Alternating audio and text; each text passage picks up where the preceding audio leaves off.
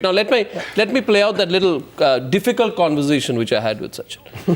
This, ladies and gentlemen, is 1 year and 1 week back. It was recorded in a hotel in Mumbai, and for 40 minutes we talked about it. The whole interview is going to be telecast at 10 p.m. tonight. There's a small clip. Sachin, can you be a little more specific?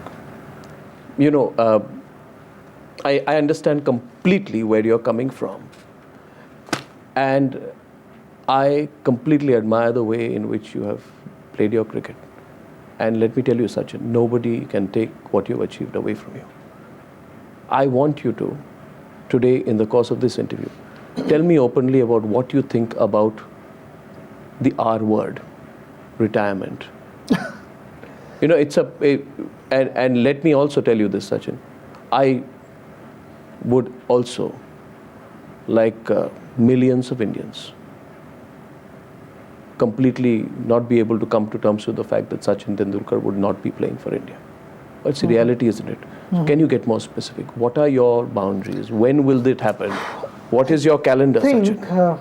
I think to be any more specific than this, I may have to speak in different language. I think I've been... How many more years? How many more years? No, I mean, nobody decides like that. Nobody decides. I don't know what's in store. I wish I knew. I mean, if I had known, so many things would have happened differently.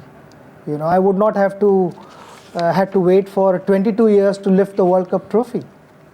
I would have done that in the first instance itself in Australia in 1991-92. Yep. But there are certain things, you know, which you don't know. I mean, most of the things in cricket, you will say that one would say that you don't know. It is beyond anyone's control. You can only go out and give your best, but you don't know the end result. Will you play the next World Cup? And the same thing. No, I don't think I'll be playing the next World Cup. Why? I don't think. I'm already 39, so that's the only reason. You'd be what, by the next World Cup you'd be 43? Hard to calculate. 43. Let me ask you, what do you think about the whole question of retirement? Again, I'm 39, and I don't think, you know, that there is plenty of cricket left in me. Yes, I mean, it also depends on how I feel, whether I feel I'm in a frame of mind or physically prepared to deliver. If I feel I'm not capable of delivering when it's needed, then obviously I need to relook at the whole thing. But I also know that, you know, at 39, nobody expects me to go on and on. I know that. A lot of people actually do. No, but it's nice of them that, you know, that they want me to go on and on. But, you know, one has to be realistic. And to me, I just go by what my heart tells me.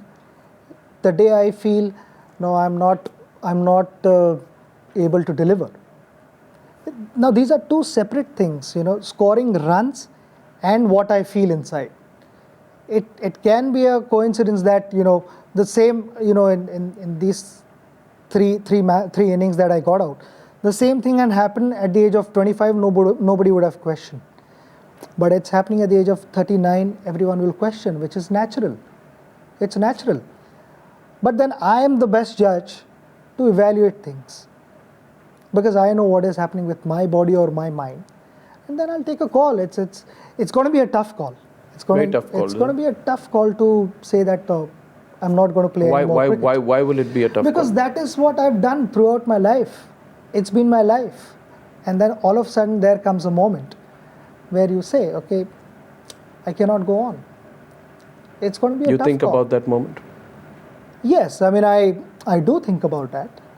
I'd be lying if I say, no, I'm not thinking of retiring all that. Yes, it comes on my mind. I'm 39 plus, and it's but natural to feel that way. And I don't see any abnormality in thinking that way. It's natural. That's the only reason I'm saying that whatever my heart tells me, I just got to be sharp enough. What is your heart telling you now?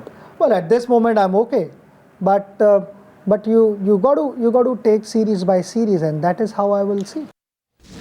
I want to go across for comments on that. Mihir, I thought he did very well there, when I was talking to him. I thought he wasn't dodging it. He opened up, he talked, he spoke quite well. And I told him that later that he was quite honest as he could be about it. What do you think? When he was handling that question, he wasn't ducking it. He knew it was coming. No, he wasn't ducking it, and I must say, Arnab, and I hope I get on your program again, you interviewed him very well.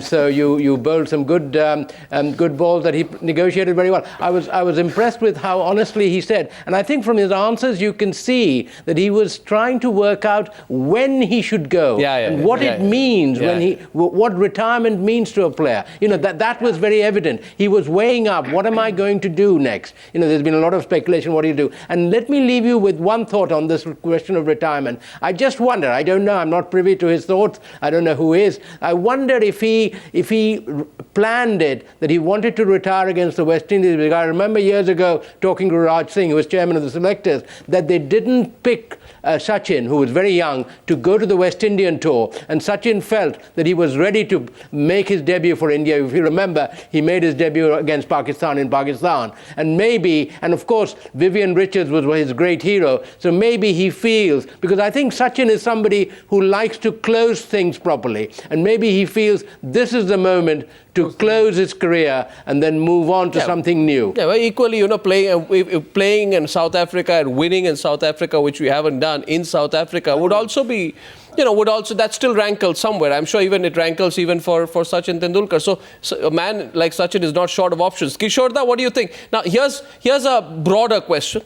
And okay, Kishorda, go ahead. May I make two small points, Arnab? Yes, sir. Yeah, two small points. You asked a question earlier about when did Sachin attain this greatness. Yeah. To me, there are three separate times. One is in at the Sialkot match during his first tour, when he got hit on the nose by Zakir Khan and he was bleeding. Yeah. And he refused to come off the field in what was going to be a drawn match. Number two was the match in which Mihir talked about, the Old Trafford match, where I was very much there. And he made 119 on the 14th of August 1990, when he grew into a fully equipped batsman. And the third point, where he became really great, was when he finished with his captaincy and came back even better. To me, these are the three turning points. So all three where I happened to be present, where the different aspects, his courage, his skill, and his capacity for his maturity all came to Can I add my two-bit layman input to that 2001, when he scored that famous century in that famous decider of a series, he denied Australia the victory at 2-1. No, I'm talking about 2001. He was called the thorn in the Aussie flesh. I think that was a great moment as far as I'm concerned. Yes, Sharad. Yeah, the point I was to make, I saw Sachin's brand transform when Mark Mascarenhas was there at the finals in Sharjah, the Desert Storm, the match that got stopped in between, and he came. There was a lot of debate whether Sachin was playing for himself or was he really playing innings to make the team. You're talking about 98? Yes, and he made. How could he play for himself? There were two blazing back-to-back centuries against Australia at Sharjah. That is why we reached the final and we won it. But that particular knock was transforming. And if you remember, the flamboyancy of Sachin Tendulkar, the brand came out because Mark Mascarenhas ran on the field and picked him in his arms, and that's when he gifted him a car. So you suddenly saw a flamboyant side of Sachin, and the brand sort of moved on to its next level. But I have just a one point on it. I personally believe in cricket, and Milind will vouch for it. When you score a 50 or 100, you take a fresh guard in the crease. I personally believe that Sachin should take a fresh guard now. He's done with on the field. He should take a fresh guard, and off the field, he is the ultimate sports legend in a country of 1.3 billion people. Oh, totally. He should completely rocket off the field. I think this generation is looking up to him, and all of us are seriously going to miss him. And a thought that goes through my mind is, when he's watching your debate tonight, what is he doing at home tonight? How does he feel? I don't know. I hope he's watching. But I just said this right at the start. I said this to, I will say this again, that, when 1.2 billion people, everybody watching tonight is wishing you well. Exactly. I said Sachin Tendulkar knows somewhere. There's no retirement. And Sachin, if you're watching this, let this go out from all of us to you.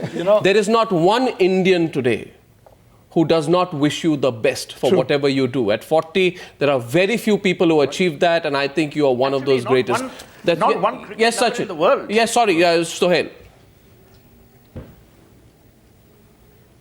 You're saying something, I'm saying, why Indian? Yeah. If you see the tweets that have been coming across. It's across the globe. I'm saying, if you look at the tweets, There have been legendary cricketers who've been tweeting about this man's greatness. I think he is beyond nationality. Yeah. Anyone who loves cricket, anyone who loves sport, anyone who loves sporting icons loves Sachin Tendulkar. You know, I completely agree. Yes. Arnab, I must tell you an interesting story for the benefit of your viewers. Okay. You know, when Sachin was 15 years old and he'd already played for Mumbai, having knocked up that 100, he was playing a game at the CCI in one of those Kanga League matches. And he was signing an autograph for somebody with his left hand. And Sunil Gavaskar was somewhere watching him. Gavaskar called me and told him, tell him to sign correctly because that name will be read forever and ever again. I went and told Sachin, I said, Tendulkar, don't just... I used to call him Tendulkar. I said, Tendulkar, don't just scratch your name. Write it correctly. So what did you tell Tendulkar today when he called? I got a bit emotional because, you know, I'm not surprised when he called me and said thank you for everything. Yeah. Because that is Sachin Tendulkar. Yeah. He has a great regard for elders. He has great regard for those who've helped him along the way. And for God bless him. We are going to miss him.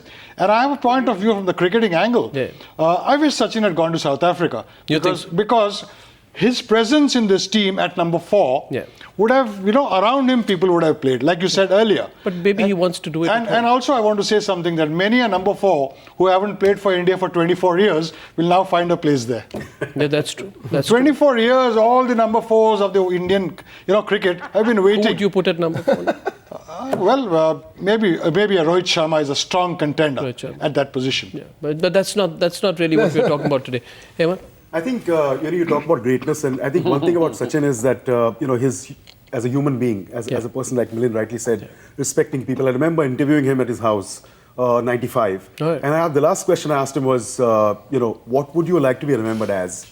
He just said one thing: my father has always been telling me to be remembered to be a good human being. Yeah. Somewhere down the line, after many years, when I do retire, when I hang up my boots, if people remember me as a good human being, I've achieved what I have to achieve. So simple. Just as I wrap this up, and on the other side, we are going to play out that frankly speaking interview, where I personally think he was truly frank, he was truly honest, he was handling, he was if I may say so, he was in that interview which we are playing next, he was a complete bundle of emotions. And Sachin knew that. But there's just one thing which goes out from everyone. There is one cricketer today and one person whose flamboyance was not in his haircut or his clothes or, in the car he drove or what he was presenting himself as. His flamboyance was in his cricket and his greatness is in his humility. So Sachin, we are all going to miss you. We wish you well. We all love you. All the very best.